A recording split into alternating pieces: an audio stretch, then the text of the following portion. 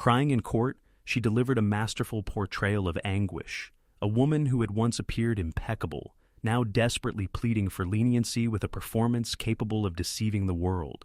Her charm was a weapon, her beauty a disguise for a chilling emptiness that left a trail of victims, a clandestine existence fueled by pure, predatory malice. Yet, it wasn't the damning video from her phone that unearthed the truth.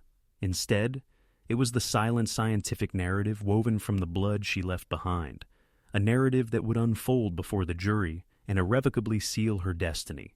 What is the true value of a helping hand? For a compassionate individual, it signifies everything: an intrinsic moral obligation to assist someone stranded in the dark, a spontaneous act of human kindness offered without hesitation. However, for the lurking menace on that desolate mountain road, such benevolence was merely an invitation, a vulnerability to be cruelly exploited. Christopher Campbell's empathy ultimately cost him his life, a debt paid in blood to a woman whose soul was as frigid and barren as the surrounding winter landscape. The air in Aspen, Colorado, that night was crisp and biting, carrying the scent of pine and the promise of impending snow beneath a starlit sky. It was a place of immense prosperity and breathtaking splendor, an exclusive mountain resort where pristine snow could obliterate any transgression, making it an ideal hunting ground. Christopher Campbell, a 32-year-old architect known for his gentle demeanor and unwavering optimism, was driving home from a late meeting, his headlights cutting through the profound darkness of the winding road leading away from the town's glittering lights. It was there, on a solitary stretch bordered by dense forest, that he observed the faint flicker of hazard lights ahead. A late-model sedan pulled onto the shoulder with its hood raised, a silent beacon of distress in the vast, quiet wilderness.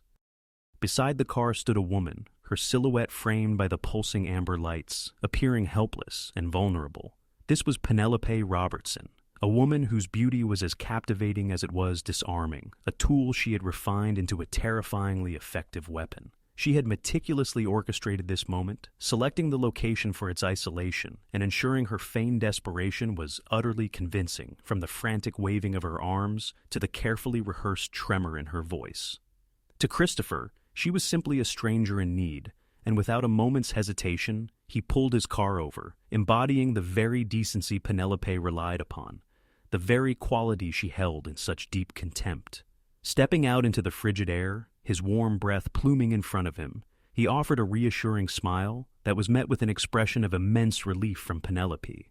She artfully described her predicament with a story both plausible and pathetic, a narrative of a dead battery and a defunct cell phone, a perfect storm of misfortune crafted to lull him into a comfortable sense of security. Christopher, ever the gentleman, immediately offered assistance, retrieving a set of jumper cables from his trunk, while Penelope chattered idly, her voice a pleasant melody against the backdrop of the whispering pines. He never noticed the heavy steel tire iron she had meticulously placed on the ground beside her front wheel, hidden in the shadows until the precise moment of its necessity. As Christopher leaned over the engine of her car, his attention focused on connecting the clamps, Penelope moved with a predator's swiftness, her charming facade dissolving to reveal the vacuous evil beneath. The initial blow struck the back of his head with sickening force, a brutal, concussive impact that sent him stumbling forward into the engine block, dazed and disoriented. There was no rage in her actions, no explosive anger, only a cold, methodical purpose as she struck him repeatedly, each blow a calculated act of destruction. His pleas for mercy were met with a blank, almost bored expression, the sounds of his suffering seemingly having no effect on the woman standing over him. The final, fatal strike was delivered with chilling finality, and as Christopher Campbell's life ebbed onto the cold asphalt, Penelope Robertson felt nothing but a flicker of satisfaction, the quiet thrill of complete and total control. She then worked swiftly, her movements efficient and practiced, dragging his body from the road and into the dense woods, concealing him beneath a blanket of freshly fallen snow. She meticulously wiped the tire iron clean, retrieved the few $100s from his wallet, and took his watch as a small personal trophy of her successful hunt. She then closed the hood of her car, started the engine, which had never truly been dead, and drove away, leaving behind a silence more profound than before, a sacred quiet now desecrated by an act of unimaginable evil. The town of Aspen would awaken the following morning to news of a missing person, a beloved local man who had vanished on his way home, leaving behind a family and a community unable to comprehend such a thing happening in their idyllic paradise. They were unaware that the perpetrator was already miles away, driving through the picturesque Colorado landscape with the windows down, humming along to the radio without a care in the world. Penelope Robertson, the charming and helpless woman on the roadside, was already planning her next performance, already seeking the next stage upon which to play the victim, a role she had perfected to conceal the horrifying truth of her true nature. For her, Christopher Campbell was not a person, but an object. His kindness not a virtue, but a fatal flaw, and his death nothing more than a brief, satisfying interlude in her long and terrifying career of deception. His family would wait by the phone for a call that would never come. His friends would organize search parties that would yield nothing but frozen earth, and the police would pursue dead-end leads. The initial investigation stalled almost immediately, with no witnesses and no apparent motive for what appeared to be a random disappearance in a town where violent crime was a statistical anomaly. The illusion of safety that permeated the wealthy enclave was shattered, replaced by a creeping sense of fear and uncertainty. The terrifying realization that evil could lurk anywhere, even behind a beautiful smile on a dark mountain road. As days turned into weeks, the hope of finding Christopher Campbell alive began to wane, supplanted by the grim reality that a predator had invaded their pristine wilderness and claimed one of their own. That predator, Penelope Robertson, had already moved on, settling in a new town hundreds of miles away, armed with a new name and a newly fabricated history. She was a ghost, a phantom who moved through life by preying on the inherent goodness of others, leaving behind a trail of devastation that baffled law enforcement across multiple states. She was a cunning manipulator, a chameleon capable of becoming whomever she needed to be to achieve her desires. And what she desired was the thrill of the hunt and the power derived from taking a life. The murder of Christopher Campbell was not her first, and it certainly would not be her last, a fact that would remain a horrifying secret until a single determined detective refused to let the case go cold. The pristine snow of Aspen, Colorado, that enveloped the mountains and hushed the world in a beautiful silence, had indeed concealed a terrible sin, just as the town's facade suggested. But secrets, like bodies, cannot remain buried indefinitely. The story of Christopher Campbell's final moments awaited its telling, not by a witness, but by the science of the violence itself. The idyllic resort town would soon become the epicenter of a national manhunt, the inaugural act in a legal drama that would expose the depths of human depravity and the terrifying reality that the most dangerous monsters are those who look just like us, those who know precisely how to earn your trust before they strike. Months of painstaking police work, connecting seemingly unrelated disappearances across 3 states, finally led investigators to a quiet suburban neighborhood in Utah. It was there that Detective Mark Davis of the Aspen Police Department, a man whose weary eyes betrayed the weight of the Campbell case, finally came face to face with the woman he knew was responsible. Penelope Robertson, now living under the name Chloe Anderson, answered the door with a warm, inviting smile, the epitome of a friendly neighbor, a facade so perfect it was almost impossible to reconcile with the cold-blooded killer Davis knew her to be. The arrest was quiet and uneventful, a stark contrast to the violence of her crimes, and Penelope's reaction was not one of fear or surprise, but of mild, almost theatrical annoyance. As Detective Davis read her the Miranda rights, she listened with an air of detached curiosity, as if he were explaining the rules of a particularly tedious board game. She did not protest her innocence or demand to know the reason for her arrest. Instead, she simply nodded, her expression conveying a sense of disappointment, as though her capture was a frustrating inconvenience rather than the end of her reign of terror. It was the first indication of the profound narcissism that fueled her, the unshakable belief in her own superiority that made the concept of consequences seem like a personal insult. In the interrogation room, under the harsh fluorescent lights that stripped away all pretense, Penelope's performance began in earnest. She wasn't merely a suspect, she was a master manipulator, and this small, sterile room was her new stage. She neither confessed nor denied. She gaslighted. Every question Detective Davis posed was met with a counter-question, a subtle twisting of his words, a feigned confusion designed to make him doubt his own line of reasoning. She was a psychological predator, intent on twisting the interrogation into a labyrinth of semantics and misdirection, a game she was certain she could win. "I simply cannot fathom why you'd believe I would ever harm someone," she would utter, her voice a persuasive concoction of disbelief and wounded innocence. "Are you absolutely positive you have the correct individual? It sounds as though you're depicting a monster, and I am merely me." This constituted her calculated tactic, not to erect a barrier of falsehoods, but to cultivate a haze of confusion, to portray herself with such undeniable innocence that the very act of questioning her seemed utterly preposterous. She aimed to manipulate the detectives into feeling foolish for even holding her under suspicion, a bold strategy that proved exasperating for the seasoned investigators present. However, Detective Davis, after dedicating months to immersing himself in Penelope's world, dissecting her behavioral patterns and the emotional devastation she left in her wake, was impervious to her allure. He confronted her with evidence of her various assumed identities, her presence in towns where other men had vanished, and with each revelation, Penelope would merely tilt her head, offering an ostensibly plausible but entirely fabricated explanation. She would claim that a past abusive relationship compelled her to alter her name, that her travels were dictated by work, and that the connections established by the police were nothing more than tragic coincidences. Her capacity for deception was as innate as breathing, each untruth delivered with a sincerity that would have swayed nearly anyone else. She never raised her voice, nor exhibited any trace of anger. Her self-possession was absolute, a testament to a lifetime of honed practice. When a different detective assumed questioning, she subtly adjusted her approach, tailoring her manipulation to his perceived personality. She would adopt a deferential tone with one, subtly flirtatious with another, perpetually searching for a vulnerability, a fissure in their professional composure that she could exploit. This was a chilling manifestation of predatory intellect, the psyche of a killer who perceived human interaction not as a means of connection, but as a series of levers to be manipulated for self-serving ends. The detectives observed as she expertly rephrased their words, making them feel as though they were the ones under scrutiny. "When you refer to the scene, what exactly do you mean by that?" she would inquire, her brow furrowed in deep, feigned contemplation. "Because scene is such a subjective term, isn't it?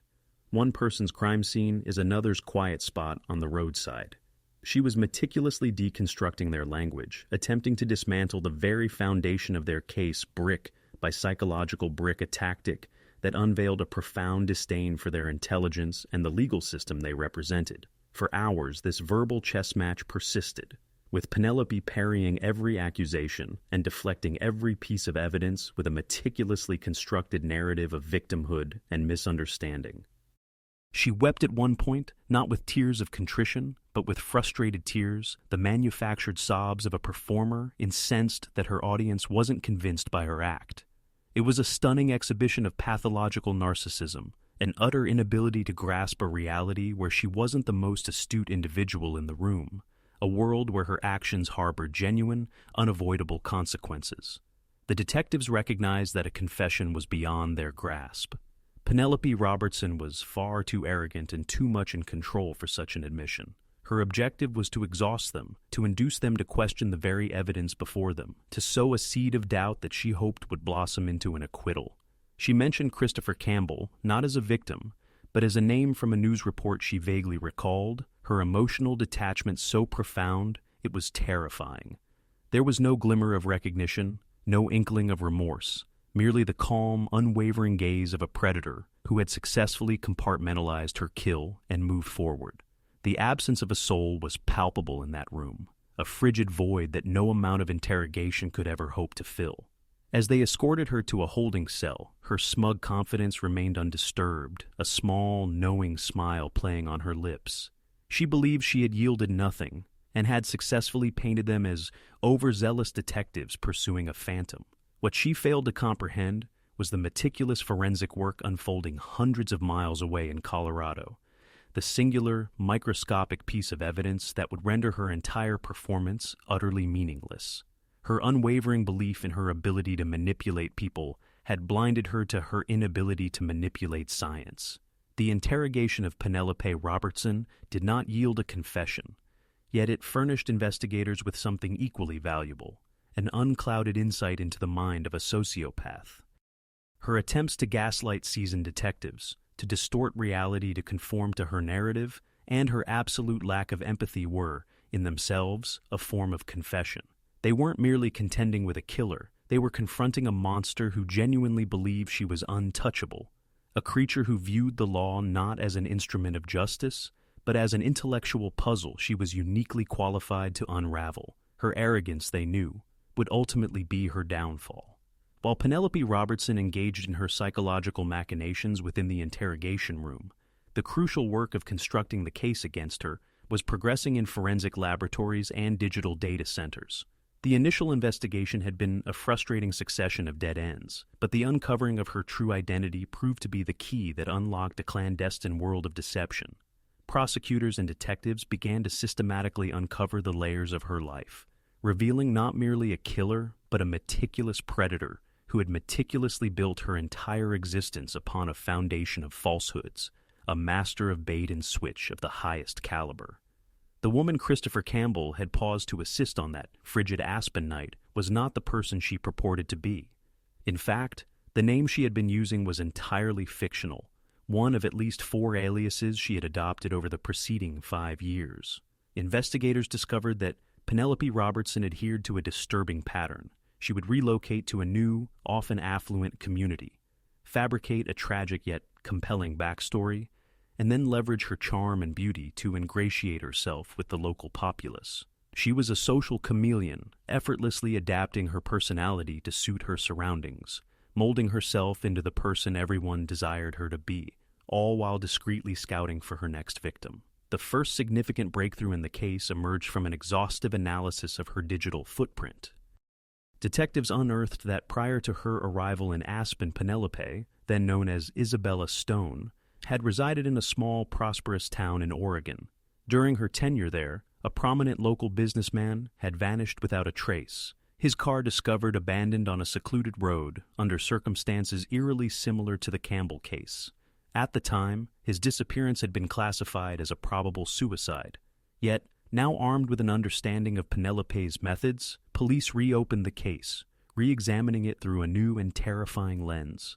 The bait and switch was her signature move, a tactic she employed not only to commit her crimes, but to navigate her life. She would encounter men on dating applications or through community gatherings, presenting herself as a lonely yet resilient woman seeking a fresh start. She was a master storyteller, weaving intricate narratives of past trauma designed to evoke sympathy and trust.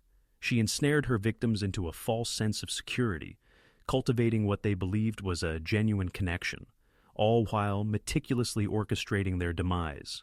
The investigation in Aspen illuminated the profound depth of her deception. She had informed people there that she was a freelance graphic designer who had sought refuge in the mountains to escape a stalker, AI fabrication that simultaneously explained her transient nature and preyed upon people's protective instincts. She had fabricated counterfeit social media profiles to corroborate her narrative, complete with photographs of a life she had never experienced and friends who did not exist.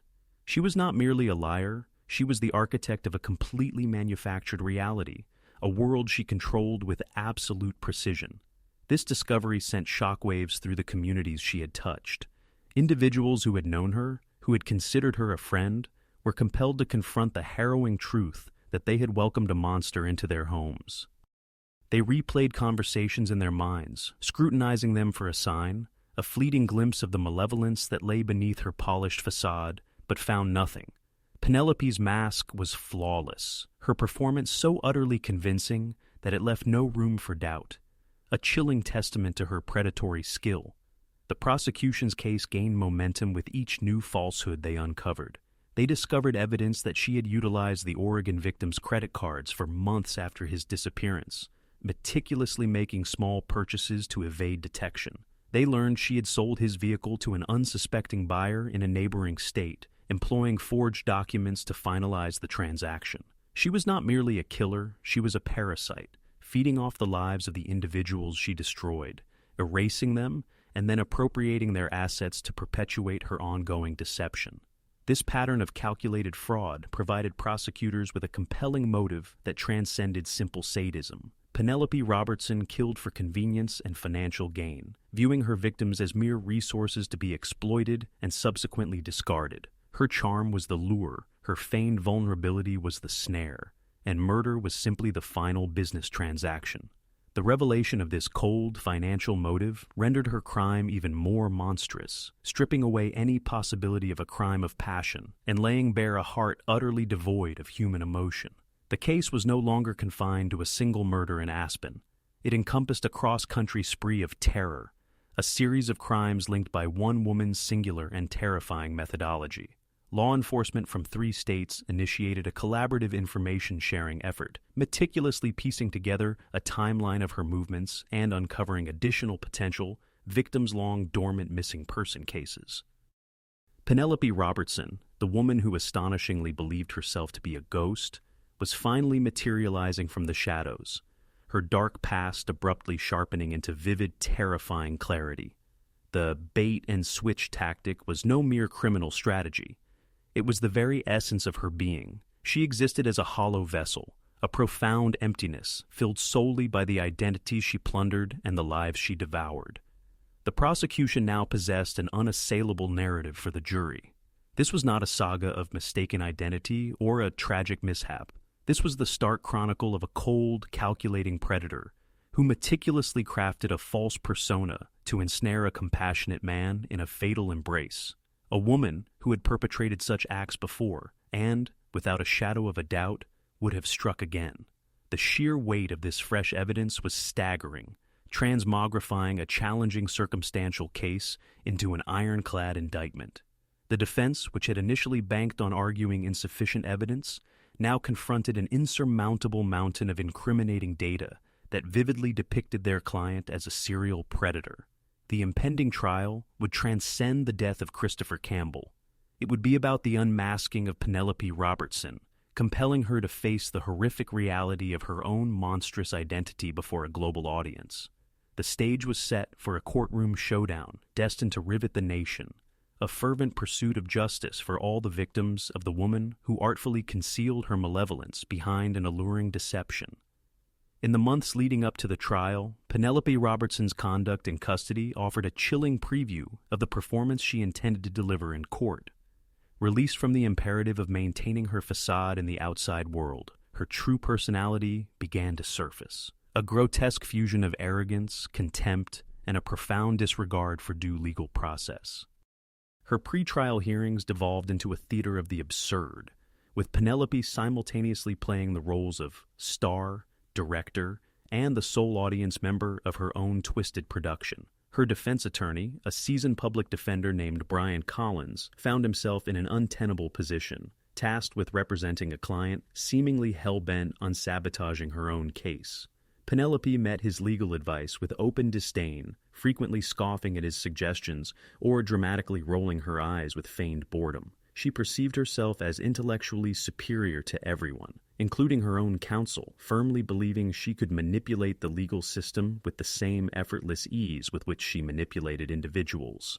Her narcissism acted as a blinding force, completely obscuring the perilous cliff she was cheerfully skipping toward. The most shocking and infuriating facet of her pre-trial actions was her behavior during jury selection. As prospective jurors underwent questioning, Penelope, seated at the defense table, engaged in a repulsive pantomime of seduction. She would make direct eye contact with male jurors, holding their gaze a fraction too long before offering a small, conspiratorial smile. It was an offensive attempt to flirt with the very individuals who held her fate in their hands, a tactic so audacious and inappropriate that it left the prosecution team utterly speechless.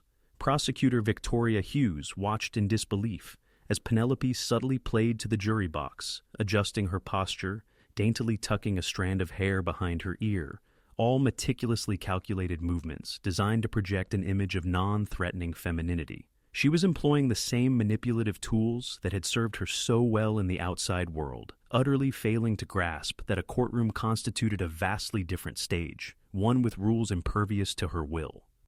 She was not charming the jury, She was laying bare her true manipulative nature to them, even before the trial had commenced. This conduct escalated to such an extent that the judge, a no-nonsense jurist named Arthur Sanders, was compelled to intervene. After Penelope audaciously winked at a potential juror, Judge Sanders brought his gavel down with a resounding thud, his voice echoing through the hushed courtroom. He issued a stern warning that the court was not a social club, and that any further attempts to influence or intimidate the jury would result in her removal from the proceedings. For a fleeting moment, Penelope's mask of detached amusement fractured, replaced by a flash of pure, unadulterated rage at being challenged, a terrifying glimpse of the monster lurking beneath her veneer. Undeterred by the rebuke, Penelope merely recalibrated her strategy. She began to treat the proceedings as a source of amusement, whispering jokes to her lawyer during witness testimony, and occasionally letting out a soft, inappropriate chuckle. She remained utterly detached from the gravity of her situation, dwelling in a self-constructed world where she was the untouchable protagonist and everyone else merely a supporting character in her saga. Her lack of remorse was not simply an absence of guilt. It was an aggressive, active display of contempt for the victim, his grieving family, and the entire judicial system. Her interactions with Brian Collins grew increasingly hostile as he desperately tried to impress upon her the catastrophic damage she was inflicting. She perceived his warnings not as helpful advice, but as evidence of his weakness and incompetence. In her distorted view, his by-the-book legal strategy was dull and unimaginative. She believed a more daring, theatrical approach was required, one that she, naturally, was uniquely qualified to orchestrate.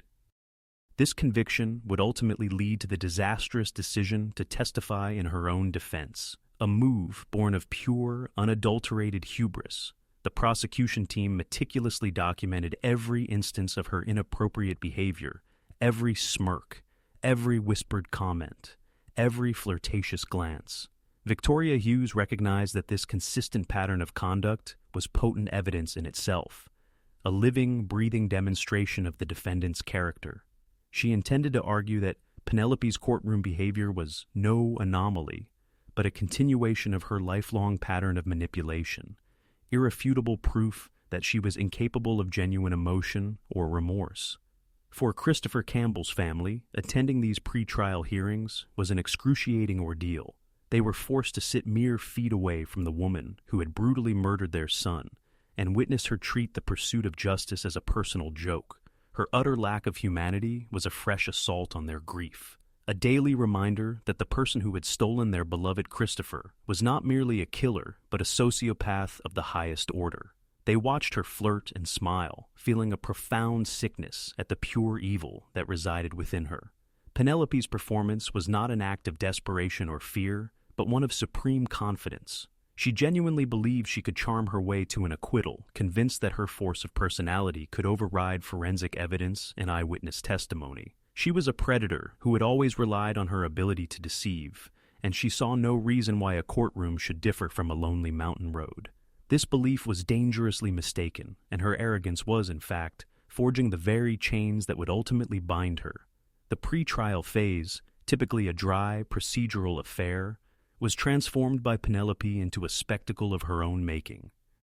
The media began to take notice of her bizarre courtroom antics, and her image was soon plastered across newspapers and television screens, the smiling, confident killer who seemed to be relishing her own murder trial.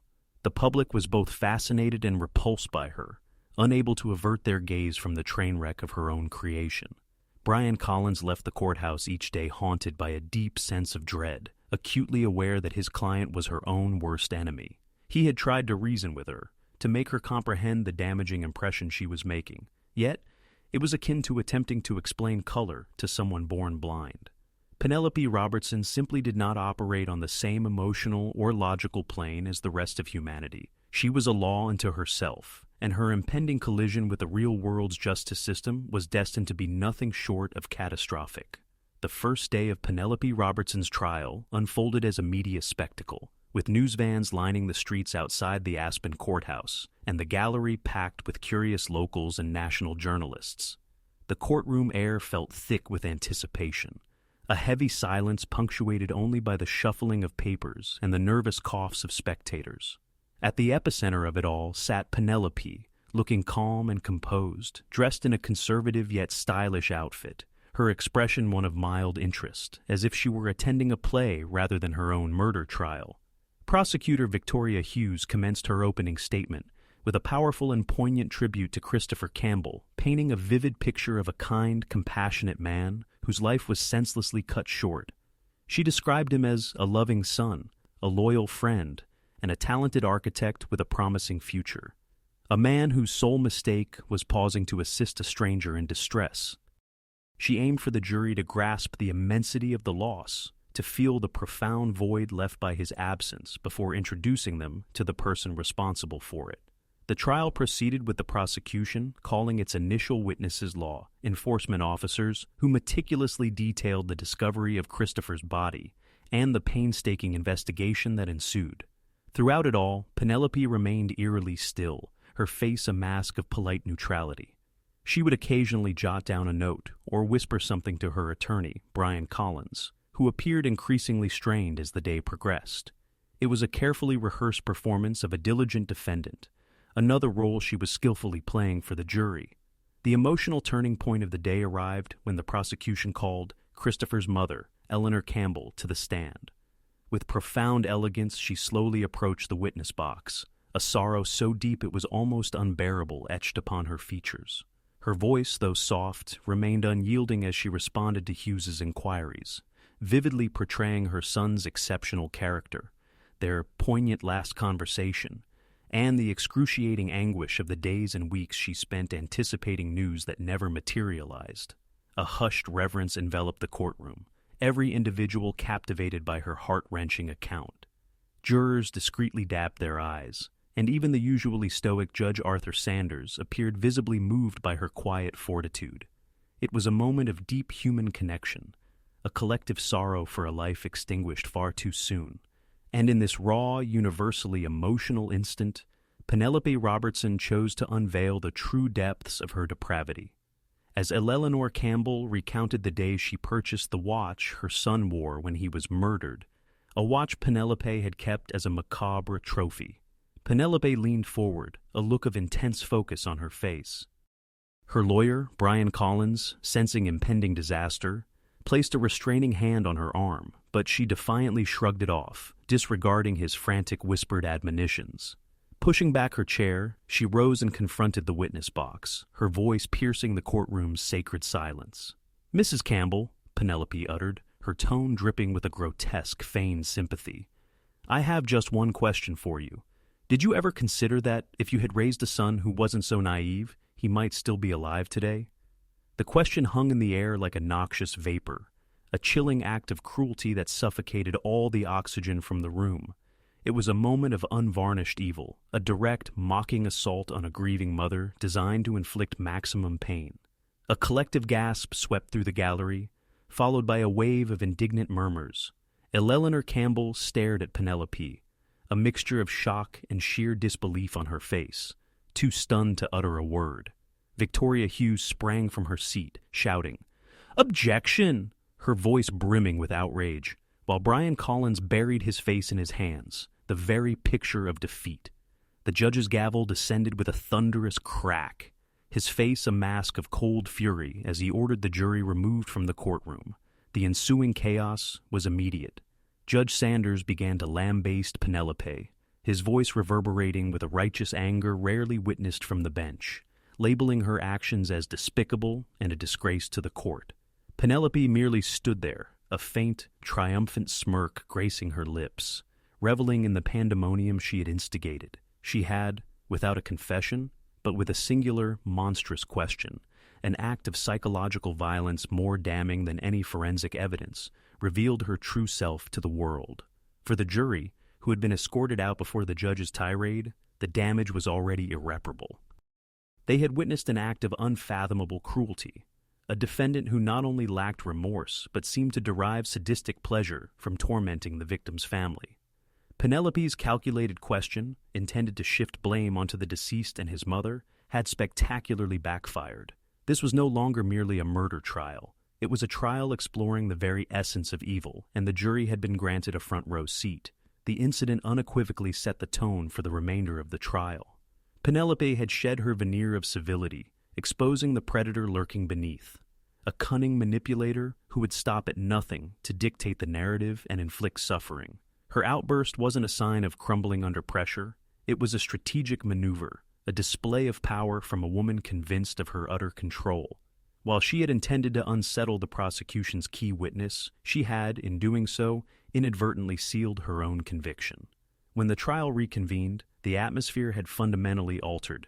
The jury now regarded Penelope not with curiosity, but with a blend of fear and revulsion. They had seen beyond her charming facade, beyond the well-dressed, intelligent woman at the defense table, glimpsing the cold, vacant abyss where her soul should have been. Her taunting question had been a profound miscalculation, a moment of hubris that would echo throughout the remaining proceedings, a constant reminder of the chilling depravity they were tasked with judging. The trial had truly commenced, not with an opening statement, but with a single cruel question that had laid bare the defendant's black heart for all to see. With the jury already recoiling from Penelope Robertson's monstrous courtroom behavior, Prosecutor Victoria Hughes recognized this as the opportune moment to tighten the noose. The prosecution's case was a meticulous and damning presentation of forensic evidence, financial records, and witness testimony that systematically dismantled Penelope's intricate web of deceit. They unveiled evidence of her numerous aliases, her fraudulent undertakings, and the eerie parallels between Christopher Campbell's murder and the disappearances of other men in her past. Yet, the most devastating blow was still to come, a mid-trial twist that would transform the case from a single murder trial into the unmasking of a serial predator.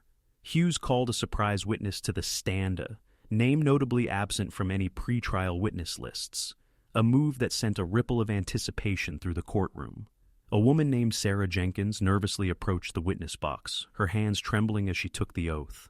She was a quiet, unassuming individual from Portland, Oregon, and as she began to speak, her voice barely a whisper, the entire courtroom leaned in, utterly captivated by her narrative. Sarah testified that 3 years prior, she had been attacked in a manner eerily identical to the crime that claimed Christopher Campbell's life. She recounted driving on a secluded road late at night when she noticed a beautiful, seemingly distressed woman standing beside a car with its hood raised. This woman, whom she identified in court as Penelope Robertson, spun a tale of a dead battery and a defunct cell phone. Driven by a sense of sisterly obligation to assist another woman in distress, Sarah had pulled over and offered her help. Her testimony was a harrowing, real-time account of Penelope's predatory tactics. She described Penelope's disarming charm, her friendly banter, and the way she expertly cultivated an atmosphere of safety and trust. Then, just as Christopher Campbell had done, Sarah leaned over Penelope's engine to connect a set of jumper cables. It was then that she heard a subtle sound behind her, the swish of metal slicing through the air, and a primal instinct screamed at her to move. She lunged aside just as a tire iron came crashing down where her head had been moments before, the force of the blow denting the car's fender. The courtroom remained in utter silence as Sarah Jenkins, tears streaming down her face, recounted the terrifying struggle that ensued. She described Penelope's countenance transforming in an instant, the warm smile vanishing, replaced by a cold, predatory emptiness in her eyes. Penelope attacked her with a ferocious, silent rage, and it was only through a sheer miracle of adrenaline and desperation that Sarah managed to fight her off, land a fortuitous blow that momentarily stunned Penelope, and scramble back to her car, speeding away. She had reported the incident to the police, but her story was so bizarre, and her description of the assailant so vague that the case went nowhere. Penelope had vanished, and Sarah was left with the physical and emotional scars of an assault she couldn't comprehend. For 3 long years, she lived in fear, haunted by the memory of the beautiful woman with the dead eyes. It wasn't until she saw Penelope's face on a national news report about the Aspen murder trial that she finally grasped what had happened to her. She immediately contacted the Aspen prosecutor's office, her story providing the final, crucial piece of the puzzle. Victoria Hughes had meticulously guarded Sarah's existence, a tactical decision that now paid off spectacularly. The defense was caught completely off guard, with no time to prepare a cross-examination or attempt to discredit the witness. Brian Collins could only sit in stunned silence as Sarah Jenkins's testimony unfolded, each word another nail in his client's coffin. He glanced at Penelope, expecting to see panic or fear, but observed only a flicker of annoyance, the irritation of a predator whose past misstep had returned to haunt her. For the jury, Sarah's testimony was a revelation. It offered irrefutable proof of Penelope's methods, establishing a clear and undeniable pattern of behavior. This wasn't a singular incident or a tragic error. This was a signature crime, a rehearsed and perfected hunting technique. Sarah Jenkins was living proof of Penelope's malevolence, a ghost from a past crime who had returned to ensure justice was served for the victim who was not so fortunate. The impact of her testimony was profound. It solidified the prosecution's narrative that Penelope Robertson was not merely a murderer, but a serial predator who had been refining her skills for years. It explained the absence of evidence at other potential crime scenes. She was a killer who learned from her mistakes, and the attack on Sarah Jenkins was the brutal practice run that taught her how to succeed. The jury could now view Christopher Campbell's murder not as an isolated event, but as the culmination of a long and bloody apprenticeship. When Sarah Jenkins stepped down from the witness stand, the entire dynamic of the trial had irrevocably shifted. The presumption of innocence, already hanging by the thinnest of threads, was now utterly obliterated. The jury was no longer solely considering the evidence related to the Aspen crime. They were now acutely aware that they were in the presence of a monster, a woman who had tried to kill before and had ultimately succeeded. The pivotal question for them was no longer about her culpability, but rather the extent of her crimes, the sheer number of other victims potentially interred in shallow graves across the nation. Penelope's response to this harrowing testimony was, characteristically, chillingly aloof. During a brief recess, she calmly asserted to her legal counsel that Sarah Jenkins was nothing more than a fabrication, a deluded individual attention-seeking, and another hurdle to surmount. There was no trace of fear, no hint of remorse, no acknowledgement that her entire world was crumbling. Her conviction in her own invincibility was so absolute that not even the vivid account of a survivor could dislodge it. Yet, for every other person present in that courtroom, the truth was now glaringly evident. They were gazing upon a serial killer, and the quiet, valiant testimony of Sarah Jenkins had served as the crucial key, unlocking her figurative cage. The defense's case for Penelope Robertson was doomed from the outset. Burdened by an overwhelming volume of evidence and a client whose excessive arrogance proved a constant detriment, her attorney, Brian Collins, recognized that his sole recourse was to cultivate a measure of reasonable doubt, to expose inconsistencies in the prosecution's timeline, or to contest the forensic findings. His strategy, though a long shot, was a well-reasoned, logical approach to an almost insurmountable predicament. This strategy, however, hinged on one critical factor: his client remaining off the witness stand. Disregarding all legal counsel and the fervent pleas of her own lawyer, Penelope Robertson adamantly insisted on testifying. She perceived this as her grand chance, her moment to finally command the spotlight and sway the jury towards an acquittal. She firmly believed her intellect and charm would prove more potent than any evidence Victoria Hughes could present. Moreover, she viewed the witness stand not as a place of jeopardy, but as a prestigious platform for her ultimate performance. It was a decision rooted in pure pathological narcissism, and it would ultimately precipitate the final, devastating turn that shattered her own case. When Penelope took the stand, she exuded an air of perfect composure and self-assurance. She responded to her own lawyer's inquiries with serene, articulate grace, constructing an intricate and self-serving narrative of her life. She portrayed herself as a victim of circumstances, a woman compelled to assume new identities to escape a shadowy, abusive ex-boyfriend. Her presence in Aspen, she asserted, was a mere coincidence, a tragic instance of being in the wrong place at the wrong time.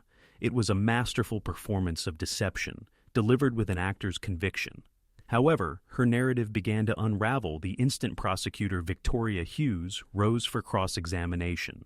Hughes, a sharp and relentless prosecutor, had invested months preparing for this very moment. She didn't attack Penelope with raw emotion. Instead, she systematically dismantled her with cold, irrefutable facts, expertly leveraging Penelope's own arrogance against her.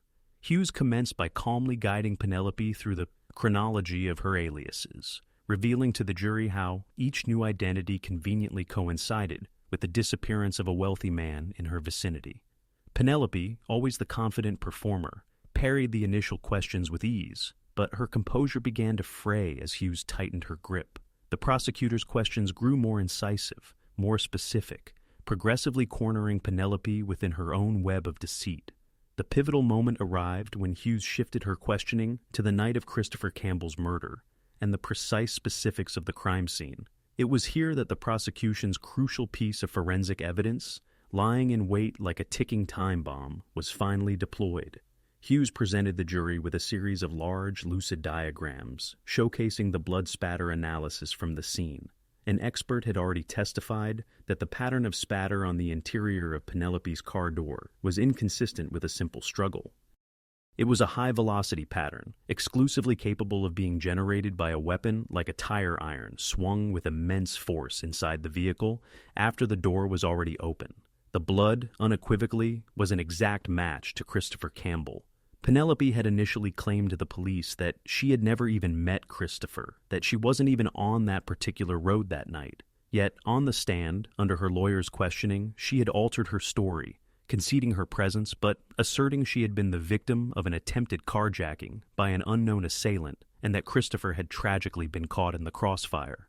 Now, Hughes skillfully used the blood spatter evidence to trap her. "Miss Robertson," Hughes calmly inquired, "if the assailant was outside the car and you were inside, how precisely did Mr. Campbell's blood end up in a high-velocity pattern on the inside of your driver's side door?" For the very first time, Penelope hesitated. Her mind, typically so swift and agile, frantically sought an escape from the logical snare Hughes had laid. She stammered, offering a convoluted explanation about a chaotic struggle, about doors opening and closing. Yet, her narrative was feeble and implausible. The scientific evidence was irrefutable, directly contradicting the story she had meticulously spent an hour constructing. The jury observed, their faces grim, as the defendant's lies crumbled under the weight of scientific truth. Hughes pressed her advantage, her voice sharp and accusatory. "Isn't it true, Miss Robertson, that the sole manner in which that blood spatter pattern could exist is if you were the one standing outside the open door, wielding the weapon that caused Christopher Campbell's death?" Penelope's face, once so serene and controlled, was now a contorted mask of fury. Her eyes, which had previously held a flirtatious sparkle, were now cold and hard with hatred. The facade was slipping, and the monster within was emerging. "You can't prove that," Penelope snapped, her voice escalating with rage. It was a fatal misstep. Her outburst served as a de facto confession, a moment of raw, defensive fury from a cornered animal. The calm, victimized woman she had pretended to be was gone, replaced by a snarling, defiant killer. She had lost control, and in that single moment of uncontrolled rage, she had irrevocably lost the trial. The cross-examination was a masterful demonstration of legal destruction. Hughes leveraged Penelope's own words, her transparent falsehoods, to paint a vivid portrait of a manipulative, arrogant killer who believed she was clever enough to outsmart the entire legal system. Penelope's decision to testify, the ultimate act of hubris, had devolved into a televised implosion. She had willingly walked into the prosecution's trap, so blinded by her own ego that she never even perceived the jaws closing around her. As she descended from the witness stand, her face was pallid, her hands trembling, not with fear, but with incandescent rage at having been outmaneuvered. She directed a look of pure venom at Victoria Hughes, a look that conveyed an unmistakable promise of violence. The jury witnessed it all. They had observed her lie.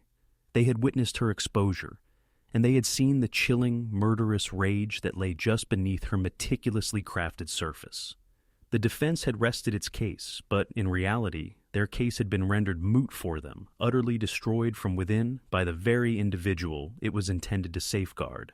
The blatant lies and astonishing arrogance of Penelope Robertson had accomplished what no lawyer could. They had proven her guilt beyond any shadow of a doubt. The trial progressed into its concluding stages with the closing arguments, a final opportunity for both sides to shape the narrative for the jury. Brian Collins, appearing weary and vanquished, delivered a perfunctory closing, striving his best to salvage what little remained of his case. But his words lacked conviction. He knew, as did everyone in the courtroom, that the trial was effectively over. The true climax of the day would be Victoria Hughes's closing argument and the defendant's reaction to it. Victoria Hughes stood before the jury, not merely as a lawyer, but as a compelling storyteller, her voice imbued with a quiet, controlled passion. She guided them through the entire sordid saga of Penelope Robertson's life of deception, from her calculated charm to her cold-blooded violence.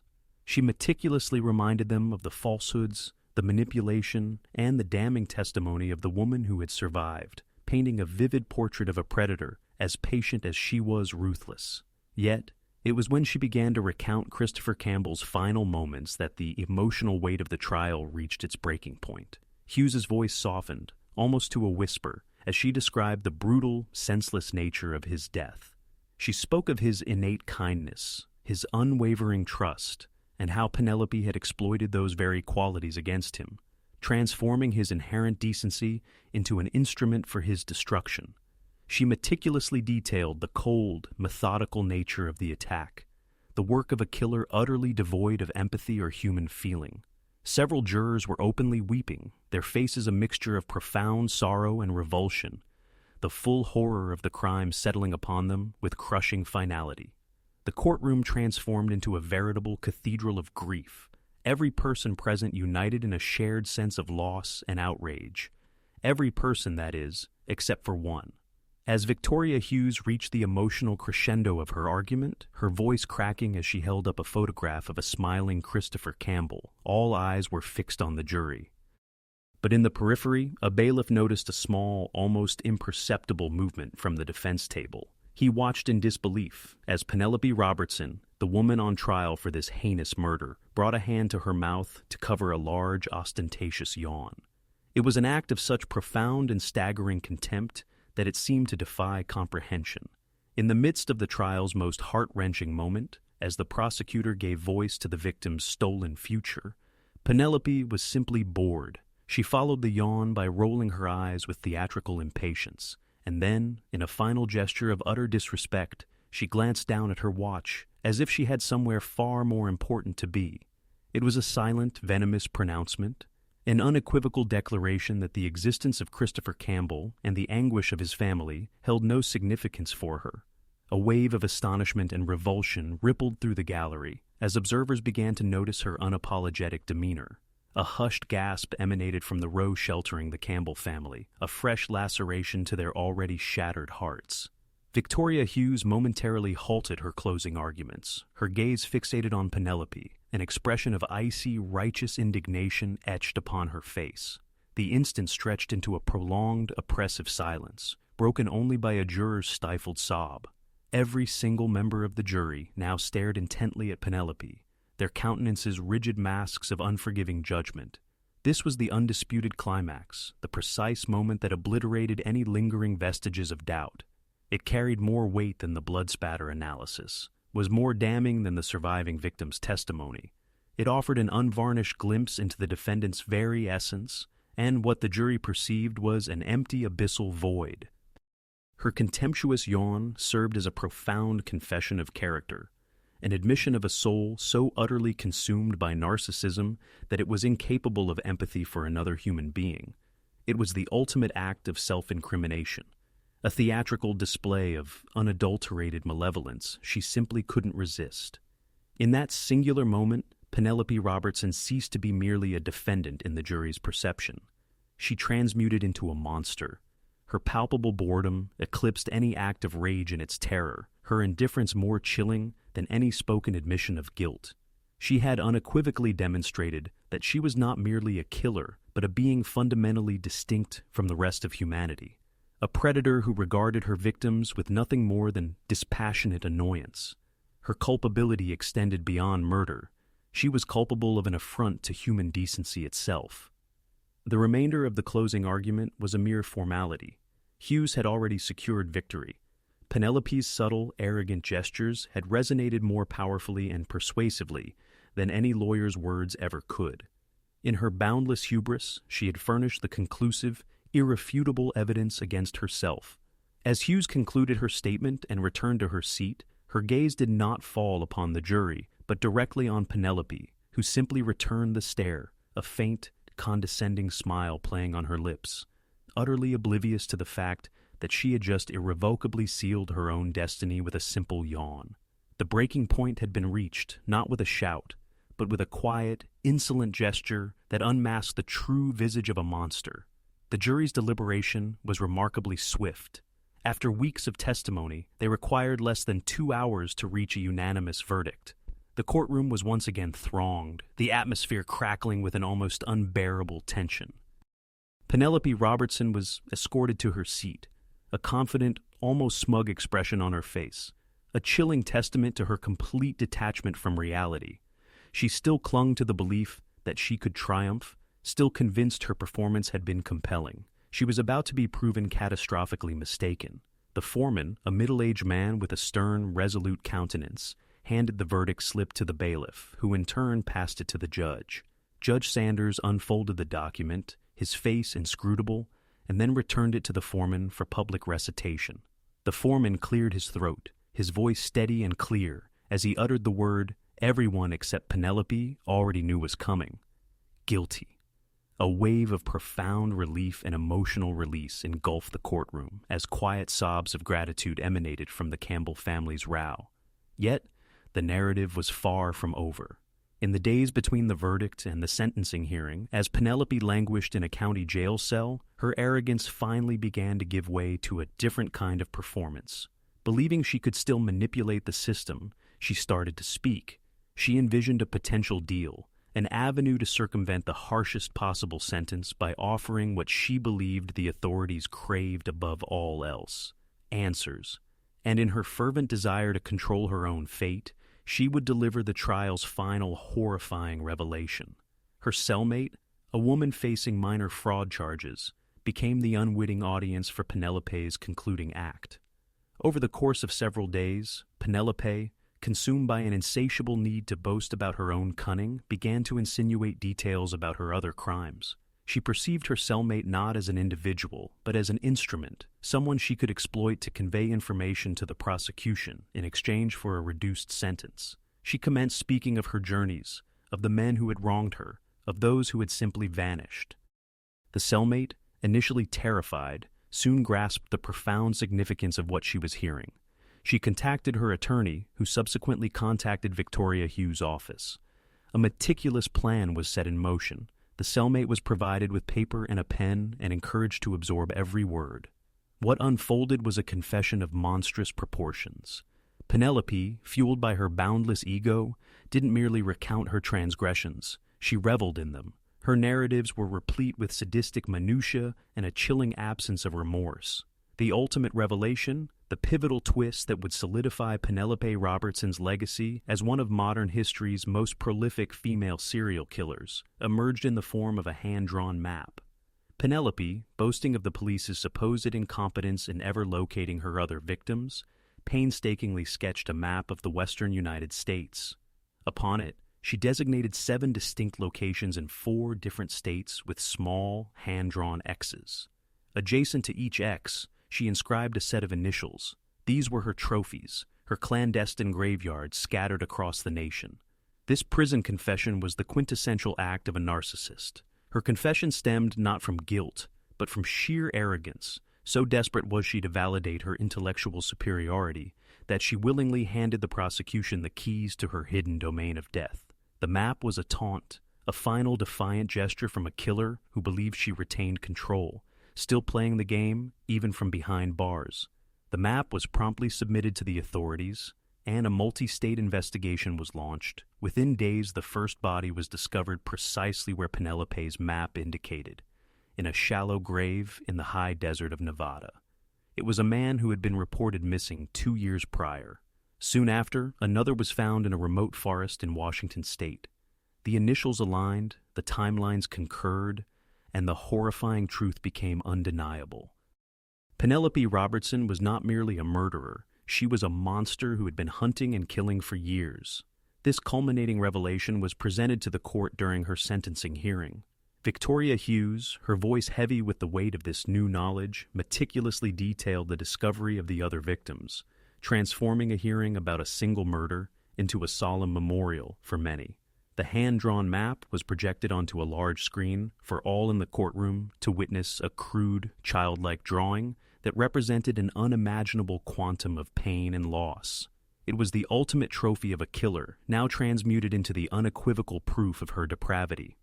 Penelope observed the presentation of this fresh evidence, not with horror, but with a flicker of pride in her eyes. She had yearned to demonstrate her intelligence, and in her distorted mind, she had undeniably succeeded. She had shown them all that she was the master of a game they hadn't even known was being played.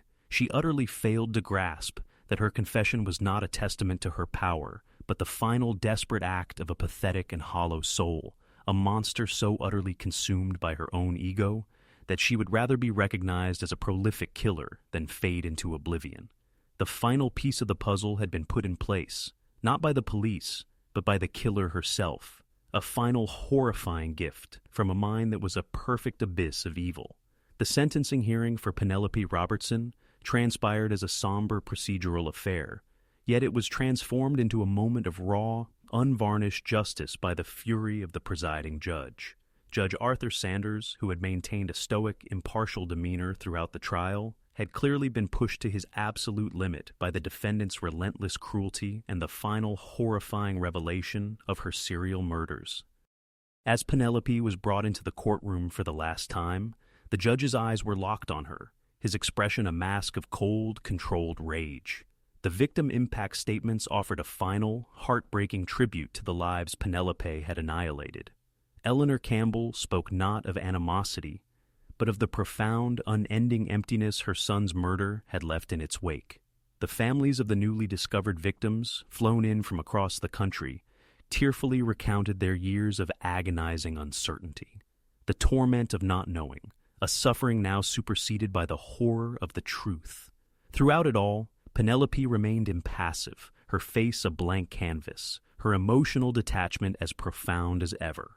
When it was time for the judge to deliver the sentence, he did not simply read from a prepared statement. He removed his glasses, leaned forward over the bench, and addressed Penelope directly, his voice low and menacing. A dramatic departure from judicial protocol that stunned the courtroom into absolute silence. He asserted that in his 30 years on the bench, he had witnessed evil in myriad forms, but that she represented something unique, a complete and total absence of humanity, a void of soul so absolute it was terrifying.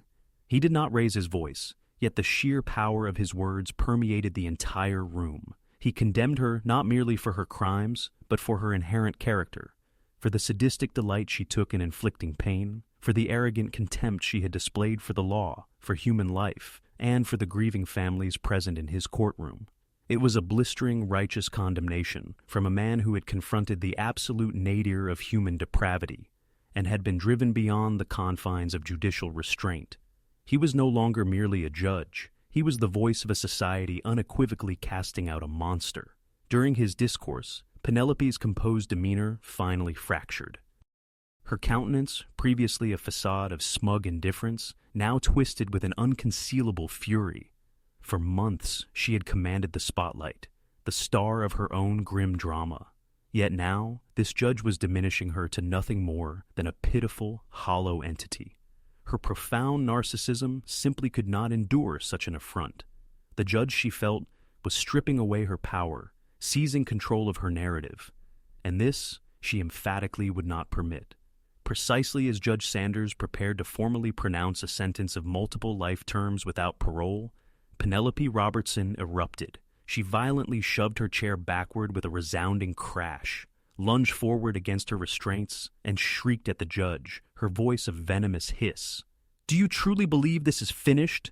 she screeched, her eyes ablaze with murderous rage. "I will escape, and when I do, I will locate your family. I will find your children and inflict upon them precisely what I did to all the others." The menace, strikingly direct, savagely brutal, and intensely personal, lingered in the air, a final, shocking testament to the unrepentant malevolence that resided deep within her. Bailiffs immediately swarmed her, struggling to subdue the flailing, snarling creature she had become. The gallery erupted in a cacophony of gasps and outraged shouts. The charming, intelligent woman who had entered the courtroom weeks earlier had vanished, replaced by a caged beast, stripped of all artifice and left with nothing but raw, undiluted fury.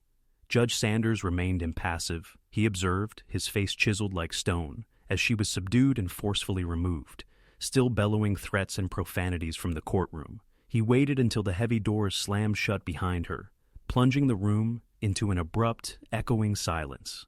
Then, with composed deliberation, he replaced his glasses, surveyed the grieving families, and formally delivered the sentence to an empty defense table. This pivotal act ensured that the last word inscribed in the courtroom record would be one of justice, not of her hollow, lamentable threats. Penelope Robertson's final performance was not one of contrition or regret, but of pure, defiant wickedness. She had been exposed, convicted, and sentenced, but she would never be broken, for there was nothing within her to shatter. Her terrifying vow to the judge served as her ultimate offering to the world, a chilling reminder that some monsters are beyond redemption. They can only be confined. As the Campbell family and the relatives of her other victims departed the courthouse, they did so with the grim satisfaction of knowing that the woman who had unleashed such darkness into their lives would spend her remaining days in a concrete cell, a fitting conclusion for a being already empty on the inside. Justice had been served, and the monster had, at last, been silenced.